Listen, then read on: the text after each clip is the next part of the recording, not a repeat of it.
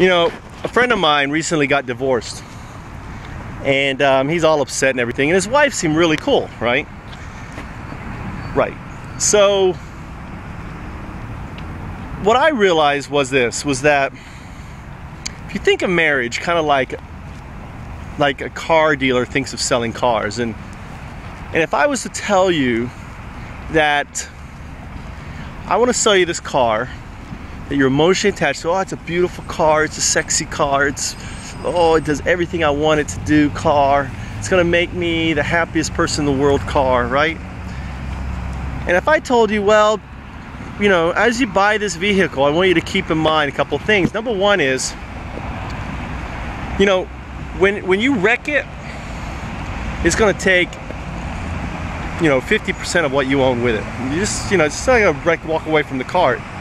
You know, basically everything you own, it's gonna take 50% of that.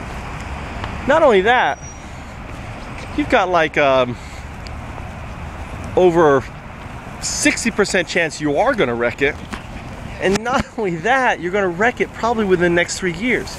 All right, when you think of marriage in those terms, and those I think are, maybe they're not quite right, but they're pretty much on the money statistics.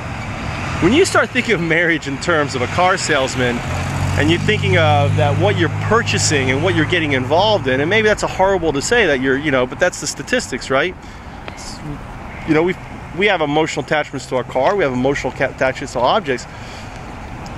You know, you may not be rushing into marriage so quickly, or you may, you know, be smart enough to get a prenup or anything else. Mike, my best friend, recently went through a divorce, and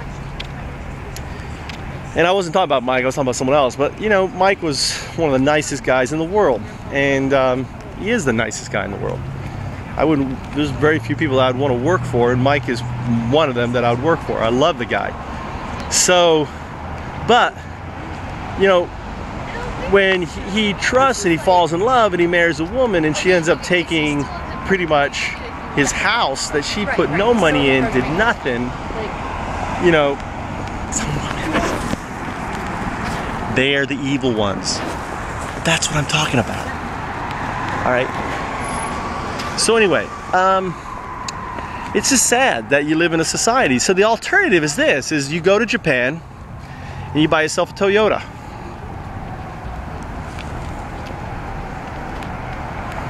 Okay, you want the statistics. Okay, so the statistics being probably less than a 20% chance of wrecking it, not bad. And on average, you know, they last a heck of a lot longer, just like the car does.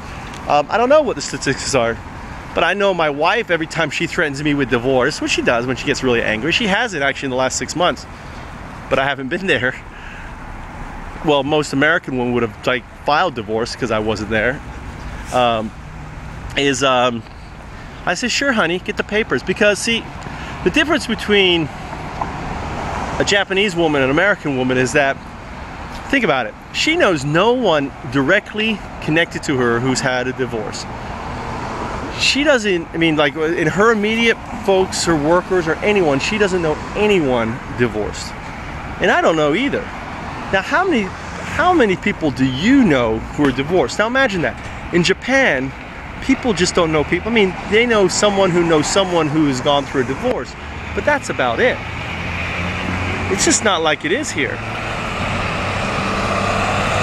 So, buy a Toyota.